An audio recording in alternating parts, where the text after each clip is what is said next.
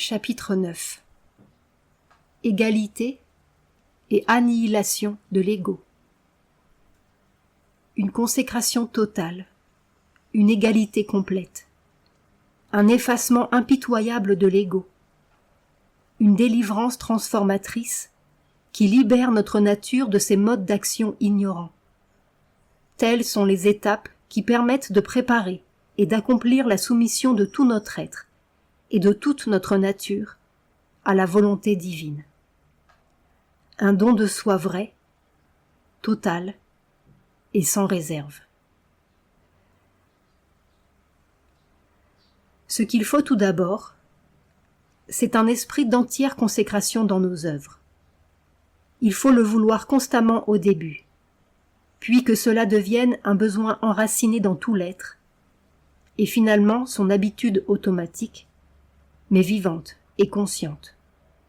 Une tournure spontanée qui fait de toute action un sacrifice au suprême, à ce pouvoir voilé qui est présent en nous et dans tous les êtres et toutes les opérations de l'univers. La vie est l'autel de ce sacrifice. Les œuvres sont notre offrande. Un pouvoir, une présence transcendante et universelle, que l'on sent et devine tout d'abord, plutôt qu'on ne la connaît ou ne la voit, est la divinité à laquelle l'offrande est faite. Ce sacrifice, cette consécration de soi, a deux aspects. Le travail lui-même et l'esprit dans lequel il est fait. L'esprit d'adoration pour le maître des œuvres dans tout ce que nous voyons, dans toute pensée et dans toute expérience. Le travail lui-même est tout d'abord déterminé par la plus haute lumière dont nous puissions disposer dans notre ignorance. C'est ce que nous concevons comme la chose qui doit être faite. Et le principe reste le même. Que la forme de notre travail soit déterminée par notre sens du devoir ou notre sympathie pour nos semblables, par notre conception du bien d'autrui et du bien du monde, ou par l'ordre de celui que nous avons accepté comme maître humain parce qu'il est plus sage que nous et représente pour nous ce Seigneur de toutes les œuvres en lequel nous croyons, bien que nous ne le connaissions pas encore. L'essentiel du sacrifice des œuvres doit être là, et l'essentiel est d'abandonner tout désir du fruit de nos œuvres, de renoncer à tout attachement au résultat, pour lequel cependant nous continuons à travailler. Car aussi longtemps que nous travaillons avec un attachement au résultat, ce n'est pas au divin que nous offrons le sacrifice, mais à notre ego. Nous pouvons nous figurer qu'il en est autrement, mais nous nous trompons nous-mêmes. Nous faisons de notre idée du divin, de notre sens du devoir, de notre sympathie pour nos semblables, de notre conception du bien du monde ou du bien d'autrui, et même de notre obéissance au maître, un masque pour satisfaire notre égoïsme et nos préférences. Autant de prétextes pour repousser la demande qui nous est faite. Arracher de notre nature tout désir. À ce stade du yoga, et même du commencement à la fin, le désir, ce symbole de l'ego, est l'ennemi contre lequel nous devons être toujours sur nos gardes, avec une vigilance qui ne s'endort jamais. Il ne faut pas se décourager quand on le trouve tapi en soi-même et revêtu de toutes sortes de déguisements, mais être vigilant pour le déceler derrière tous ces masques et expulser sans pitié son influence. La parole illuminatrice qui gouverne ce mouvement se trouve dans ce passage décisif de la Gita. À l'action tu as droit, mais jamais, en aucune circonstance, à son fruit. Le fruit appartient au Seigneur de toutes les œuvres, et à lui seul. Notre seule tâche est de préparer le succès par une action vraie et soigneuse, et de l'offrir, s'il vient, au Maître divin. Ensuite, après avoir renoncé à l'attachement au fruit, nous devons renoncer aussi à l'attachement à l'œuvre.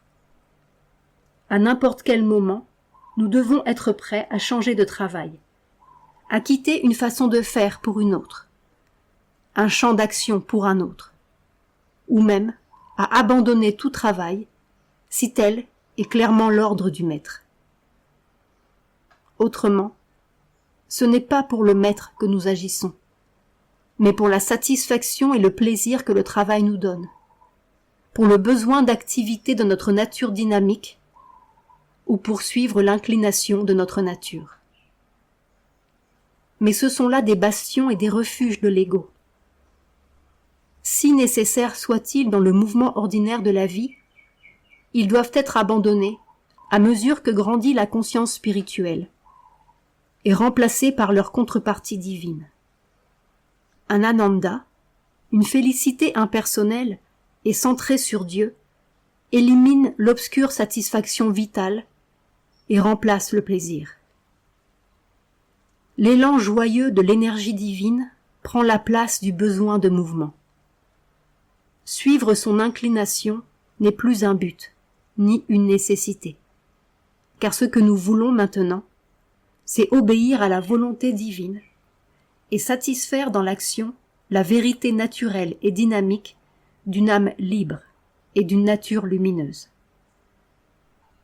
Finalement, après avoir extirpé de notre cœur l'attachement aux fruits des œuvres et aux œuvres elles-mêmes, nous devons abandonner aussi le dernier attachement tenace à l'idée ou au sentiment que nous en sommes les auteurs. Nous devons savoir et sentir que seule la Shakti divine, au-dessus et au-dedans de nous, accomplit vraiment les œuvres. Renoncer à l'attachement à l'œuvre et à ses fruits est le commencement d'un vaste mouvement vers une égalité absolue dans le mental et dans l'âme, qui doit finir par tout embrasser si nous voulons atteindre la perfection spirituelle, car l'adoration du maître des œuvres exige que nous le reconnaissions clairement et l'acceptions joyeusement en nous-mêmes et en toutes choses, et en toutes circonstances. L'égalité est le signe de cette adoration. C'est sur cette base de l'âme que le vrai sacrifice et l'adoration peuvent s'accomplir. Le Seigneur est là, égal en tous les êtres. Nous ne devons faire aucune distinction essentielle entre nous-mêmes et les autres, le sage et l'ignorant, l'ami et l'ennemi, l'homme et l'animal, le saint et le pécheur. Nous ne devons haïr personne, mépriser personne, avoir de répulsion pour personne, car en tous, nous devons voir l'un qui, selon son bon plaisir, se déguise ou se manifeste. Il se révèle un peu en celui-ci, davantage en celui-là. Il se cache en certains. En d'autres se trouve complètement défiguré, suivant sa volonté et sa connaissance de ce qui convient le mieux à la forme qu'il a l'intention de prendre en chacun, et suivant l'œuvre qu'il veut accomplir dans sa nature. Tout est notre moi, un seul moi qui a revêtu des formes multiples. La haine et l'antipathie, le mépris et la répulsion, l'avidité et l'attachement et la préférence sont choses naturelles et nécessaires, inévitables même à un certain stade. Elles servent ou aident à réaliser et à fixer le dessein que la nature veut accomplir en nous. Mais pour le karma yogi, ce sont des survivances, des pierres d'achoppement, des procédés de l'ignorance, qui tombent de sa nature à mesure qu'il progresse. L'âme enfant en a besoin pour grandir, mais tout cela se détache chez l'adulte de la culture divine. La nature divine à laquelle nous devons nous élever peut faire montre d'une sévérité inflexible, voire destructrice, mais sans haine. Une ironie divine, mais nul mépris. Un refus calme, clairvoyant et plein de force, mais ni répulsion, ni antipathie. Même ce qu'il faut détruire, nous ne devons pas le détester, ni manquer de reconnaître que c'est un mouvement déguisé et temporaire de l'Éternel. Et puisque tout est le moi unique en ses manifestations, nous verrons d'une âme égale le laid et le beau, le difforme et le parfait, le noble et le vulgaire, le plaisant et le déplaisant, le bien et le mal. Ici non plus, il n'y aura ni haine, ni mépris, ni répulsion, car c'est le vrai caractère de toute chose que nous verrons et la place qui lui est assignée. Nous comprendrons que chaque chose exprime ou déguise, façonne ou défigure, aussi bien que possible, ou au contraire, avec le défaut nécessaire, selon les circonstances et les possibilités qui s'offrent à sa nature, compte tenu de son état présent, de son rôle et de son évolution. Une vérité ou un fait divin, une énergie ou une possibilité divine qui, par sa présence dans la manifestation progressive, est non seulement nécessaire à la totalité actuelle des choses, mais à la perfection du résultat ultime. C'est cette vérité que nous devons chercher et découvrir derrière l'expression fugitive. Alors, sans nous laisser rebuter par les apparences, les insuffisances ou les déformations de l'expression, nous pouvons, derrière ces masques, adorer le divin que rien, jamais, ne peut souiller, qui est beauté et perfection. Certes, tout doit être changé. Ce n'est pas la laideur qu'il faut accepter, mais la beauté divine. Pas l'imperfection où l'on se repose, mais la perfection pour laquelle on lutte. C'est le bien suprême qui doit devenir le but universel, et non le mal. Mais ce que nous faisons doit être fait avec une compréhension et une connaissance spirituelle.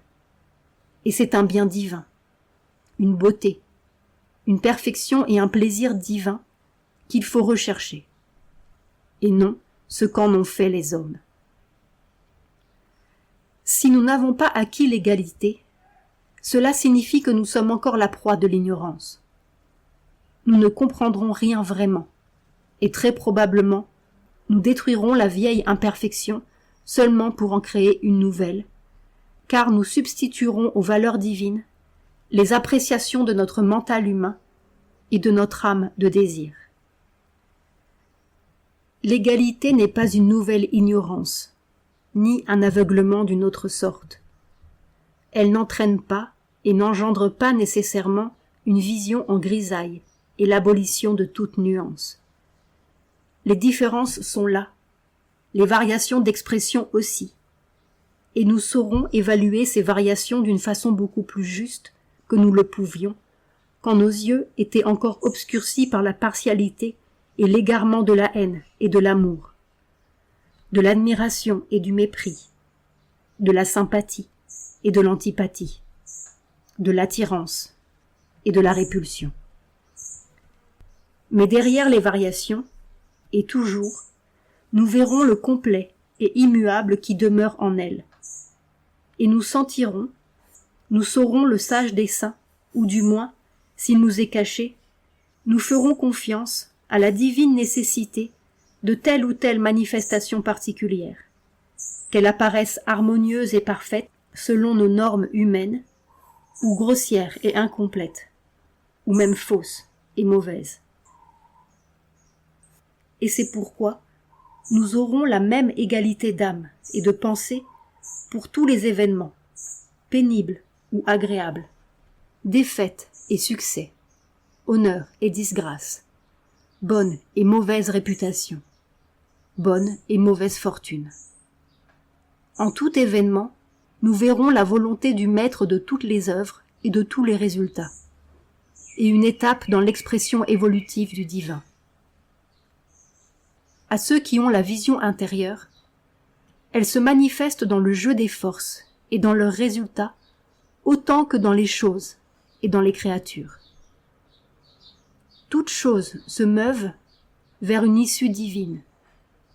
Chaque expérience, chaque souffrance, chaque privation, de même que chaque joie et chaque satisfaction, est un chaînon nécessaire dans l'exécution d'un mouvement universel que nous avons pour tâche de comprendre et de soutenir. Se révolter ou condamner, crier, s'indigner, c'est suivre l'impulsion de nos instincts ignorants et désordonnés. La révolte, comme toute chose, a son utilité dans le jeu, et elle est même nécessaire. C'est une aide, décrétée en son temps, à une certaine étape du développement divin. Mais le mouvement d'une rébellion ignorante appartient au stade de l'enfance de l'âme et à son adolescence immature. L'âme mûre ne condamne pas, elle cherche à comprendre et à maîtriser. Elle ne s'indigne pas, mais accepte ou travaille à améliorer et perfectionner. Elle ne se révolte pas intérieurement, mais fait effort pour obéir, réaliser et transfigurer. C'est donc d'une âme égale que nous recevrons toutes choses des mains du Maître. Nous accepterons l'échec avec autant de calme que le succès, comme un passage, jusqu'à ce que vienne l'heure de la victoire divine. Notre âme, notre mental et notre corps ne seront ébranlés ni par le chagrin, ni par la souffrance ou la douleur les plus aiguës s'ils viennent à nous du divin. Et ils seront impassibles dans la joie et le plaisir les plus intenses. Parfaitement équilibrés, nous poursuivrons d'un pas ferme notre chemin, affrontant toutes choses dans un calme égal, jusqu'à ce que nous soyons prêts pour un état plus merveilleux encore et capables de goûter à l'ananda suprême et universel.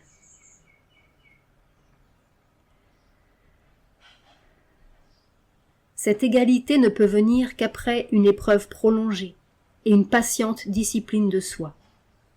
Tant que le désir est fort, l'égalité ne peut pas venir, sauf durant des périodes de quiétude et quand le désir se fatigue.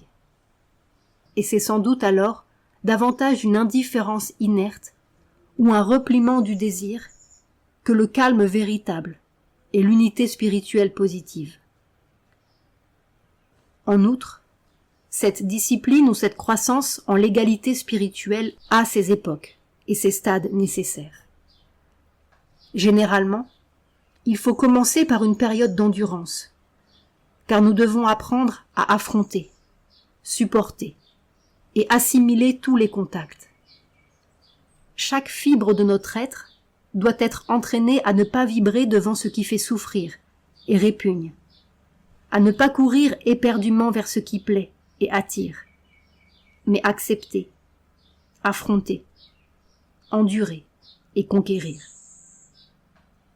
Nous devons être assez forts pour supporter tous les contacts, non seulement ceux qui nous conviennent et nous sont personnels, mais ceux qui naissent de notre sympathie ou de notre conflit avec les mondes qui sont autour, au-dessus et au-dessous de nous, et avec les êtres qui les habitent. Nous endurerons tranquillement l'action des hommes, des choses et des forces et leur impact en nous, la pression des dieux et l'assaut des titans. Nous ferons face et plongerons dans les mers sans remous de notre esprit tout ce qui peut venir à nous par les voies de l'expérience infinie de l'âme. C'est la période stoïque qui prépare l'égalité. Son âge le plus élémentaire et pourtant le plus héroïque. Mais cette endurance imperturbable de la chair, du cœur et du mental, doit être renforcée par un sens invariable de la soumission spirituelle à la volonté divine. Cette argile vivante doit céder, non seulement avec un assentiment austère et courageux, mais avec la pleine connaissance, ou en s'abandonnant, jusque dans la souffrance, au toucher de la main divine qui prépare sa perfection. Un stoïcisme sage et fervent, ou même le tendre stoïcisme de l'amant de Dieu, sont possibles. Il est préférable à l'endurance du païen, qui ne compte que sur lui-même, et qui provoque un durcissement excessif de l'instrument divin. Il forge le pouvoir de sagesse et d'amour.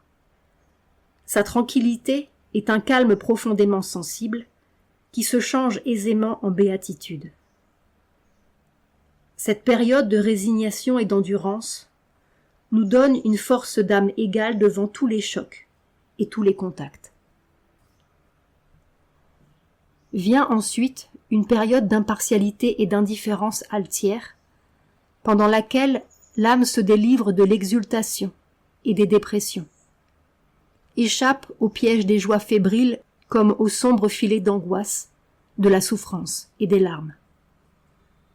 Les choses, les personnes, les forces, les pensées, les sentiments, les sensations et les actions, les nôtres, autant que celles d'autrui, tout est vu d'en haut par un esprit inaffecté et immuable, indifférent à ses remous. C'est la période philosophique de la préparation à l'égalité, et son mouvement est vaste et noble. Mais l'indifférence ne doit pas se figer, ni devenir un inerte refus de l'action et de l'expérience. Ce ne doit pas être une aversion causée par la lassitude, le dégoût et la répugnance, un repli du désir déçu ou rassasié, la morosité d'un égoïsme frustré et mécontent qu'on a contraint d'abandonner ses quêtes passionnées. Ces replis sont inévitables chez les âmes immatures, et d'une certaine façon, ils peuvent aider au progrès en décourageant l'avidité de la nature vitale poussée par le désir. Mais ce n'est pas ce genre de perfection auquel nous aspirons. L'indifférence ou l'impartialité que nous devons rechercher est la calme hauteur d'une âme établie au-dessus des choses. Adoucina. Inatteinte, elle les regarde et les accepte, ou les repousse, mais n'est point troublée quand elle rejette, ni asservie quand elle consent. Elle commence à se sentir proche, intime, une avec un moi silencieux, un esprit existant en soi et séparé des opérations de la nature qu'il soutient et rend possible. Elle commence à faire partie de la réalité calme et immobile qui transcende le mouvement et l'action de l'univers, ou à se fondre en elle. Durant cette période de haute transcendance, nous gagnons la paix d'une âme qui n'est ni ébranlée, ni ballottée par les agréables ondulations, ni par la houle et les tempêtes du mouvement cosmique. Si nous pouvons franchir ces deux étapes du changement intérieur sans nous y arrêter, sans rester figés dans l'une ou l'autre, nous aurons acquis une égalité divine supérieure, où coexistent une ardeur spirituelle et une félicité à la fois calme et passionnée. L'égalité bienheureuse d'une âme accomplie qui comprend tout, possède tout. L'ampleur et la plénitude étale et intense de l'être qui embrasse tout. C'est la période la plus merveilleuse, et le chemin qui y conduit passe par la joie d'un don total de soi au divin et à la mère universelle. Car la force est alors couronnée par une maîtrise joyeuse. La paix s'approfondit et devient béatitude. La possession du calme divin grandit pour devenir la base d'une action divine assurée. Mais pour acquérir cette haute perfection, il faut que l'impartialité de l'âme qui regarde d'en haut le flux des formes, des personnalités, des mouvements et des forces, se modifie et se change en un sens nouveau, de soumission calme et forte, et de don de soi puissant et intense. Cette soumission ne sera plus un acquiescement résigné, mais une acceptation joyeuse, car le sentiment de souffrance n'existera plus, ni la sensation de porter un fardeau ou une croix. L'amour et la félicité, la joie du don de soi, formeront la texture lumineuse de la soumission. Et cette soumission sera faite non seulement à la volonté divine, que nous percevons, acceptons et à laquelle nous obéissons, mais à une sagesse divine que nous reconnaissons dans cette volonté et à un amour divin que nous sentons en elle et subissons avec ravissement. La sagesse et l'amour d'un esprit suprême qui est le moi de notre moi et de tous les moi, avec lesquels nous pouvons nous unir parfaitement et dans la joie. Une paix, une immobilité et une puissance solitaire. Tel est le dernier mot de l'égalité du sage philosophe. Mais dans son expérience intégrale, l'âme se libère de l'état qu'elle avait elle-même créé. Elle plonge dans l'océan d'une extase suprême qui embrasse tout, en la béatitude sans commencement, ni fin de l'Éternel. Alors, et enfin, nous sommes capables de subir tous les contacts avec une heureuse égalité, parce que, en chacun, nous sentons la caresse de l'amour qui ne meurt pas, de la félicité impérissable, et l'allégresse absolue à jamais cachée au cœur des choses. La conquête de ce sommet de pur ravissement, égal et universel, est le délice de l'âme. Les portes s'ouvrent sur la béatitude infinie et la joie qui dépasse toute compréhension. Avant que ce labeur d'annihilation du désir puisse atteindre à sa perfection absolue et la conquête de l'égalité d'âme porter ses fruits, il faut avoir passé un tournant du mouvement spirituel qui conduit à l'abolition du sens de l'ego. Pour celui qui suit le chemin des œuvres, renoncer à l'ego dans l'action est l'élément le plus important de ce passage. Car même quand nous nous sommes débarrassés de l'égoïsme du désir rajasique, en abandonnant au maître du sacrifice le fruit des œuvres et le désir des fruits, il se peut que nous gardions encore l'égoïsme du travailleur. Nous restons encore soumis au sentiment que nous sommes nous-mêmes l'auteur de l'acte, nous-mêmes sa source, nous-mêmes celui qui donne son approbation. C'est encore le je qui choisit et détermine, encore le je qui prend la responsabilité et sans le mérite ou le démérite. Abolir totalement ce sens de l'ego séparateur est un but essentiel de notre yoga. S'il est nécessaire que ce sentiment demeure en nous pendant un temps, ce doit être sous une forme consciente de n'être qu'une forme, prête à disparaître aussitôt qu'un vrai centre de conscience s'est manifesté ou construit en nous. Ce vrai centre est une lumineuse formation de la conscience une et un pur canal, un pur instrument de l'existence une.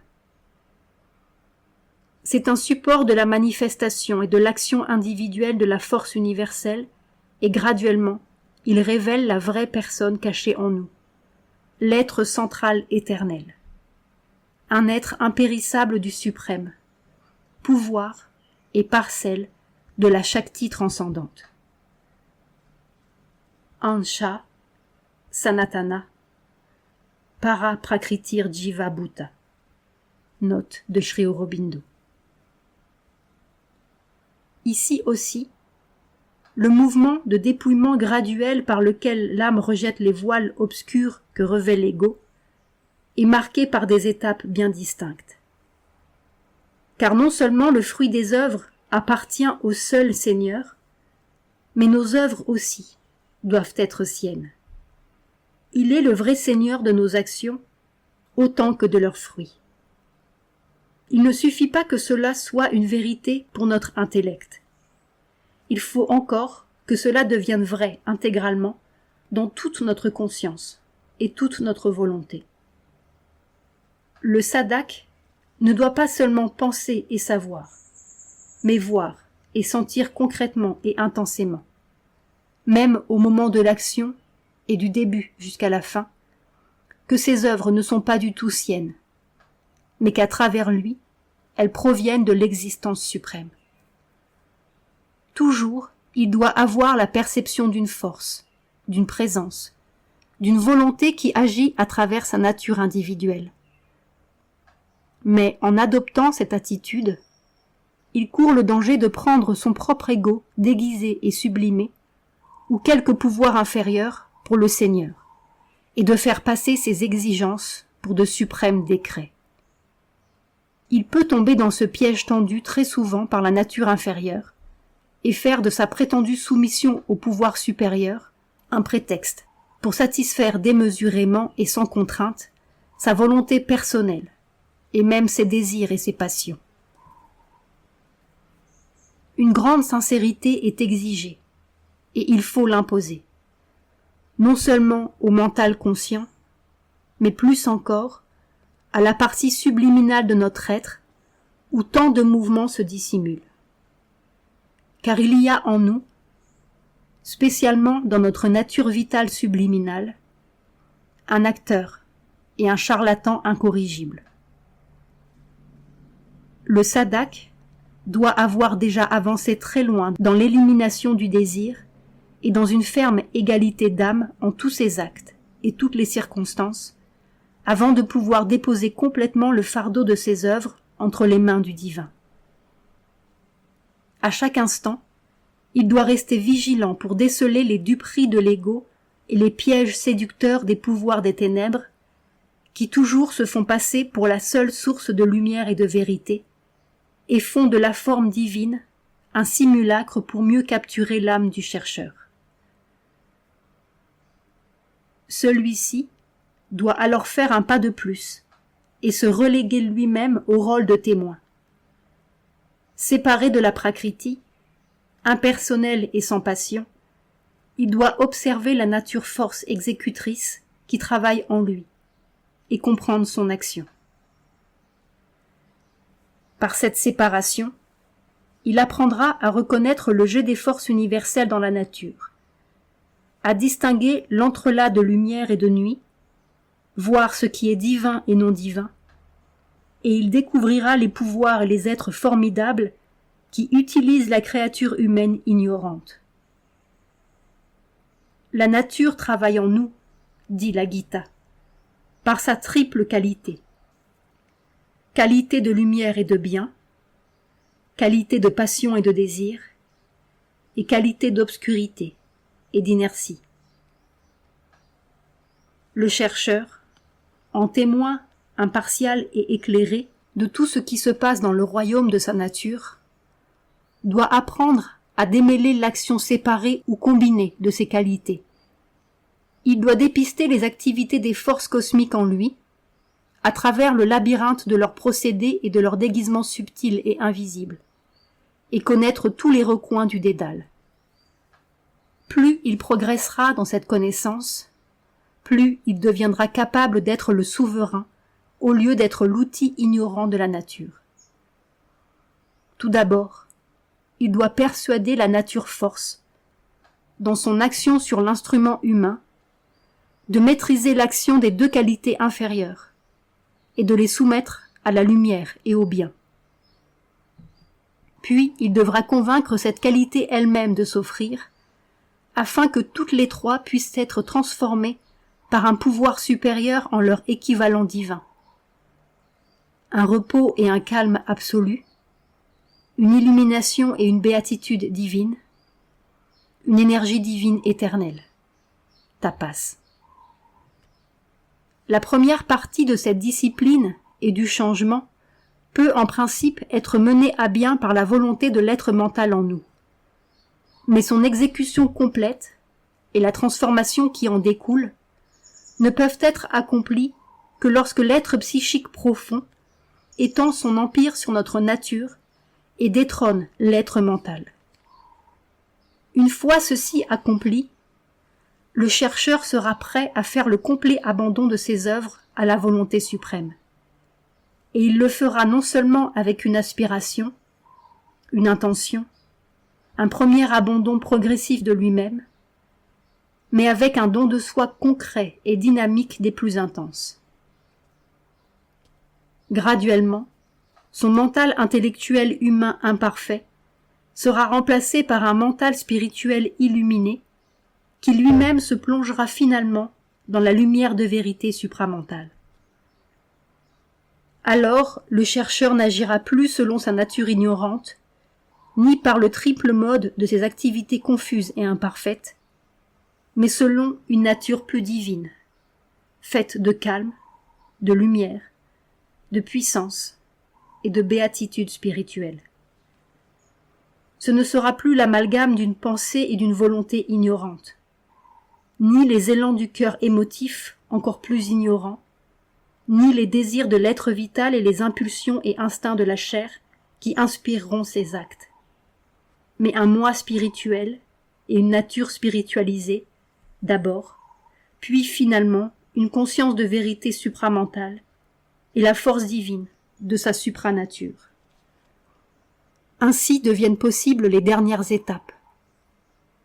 Le voile qui dissimulait la nature tombe, et le chercheur se trouve face à face avec le maître de toute existence. Ses activités s'immergent en l'action d'une énergie suprême à jamais pure, vraie, parfaite et bienheureuse. Il peut alors abandonner totalement ses œuvres et les fruits à la Shakti supramentale et n'agir plus que comme un instrument conscient de l'ouvrier éternel. Ce n'est plus lui qui donnera la sanction. Il recevra l'ordre divin en sa nature et l'exécutera, remettant tout entre les mains de la Shakti. C'est elle qui, par sa force toujours en éveil, accomplira les œuvres à travers lui. Ce n'est plus lui qui voudra la réalisation de ses propres constructions mentales, ni la satisfaction de ses propres désirs émotifs. Il obéira et participera à une volonté toute puissante, qui est aussi une connaissance omnisciente, un amour magique, mystérieux, insondable, le vaste océan de la joie d'être éternelle.